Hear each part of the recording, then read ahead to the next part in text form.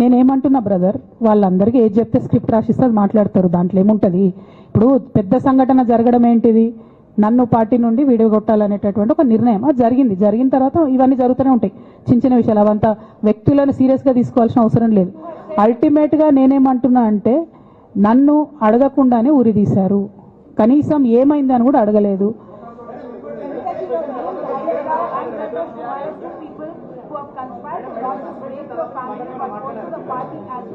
But this is also being portrayed as a succession battle that your father actually chose your brother as a political heir and that you want space in the political party as a leader, and that's the reason why you started making this kind of reversal. Madam logo తీసాను madam. నేనేమంటున్నా అంటే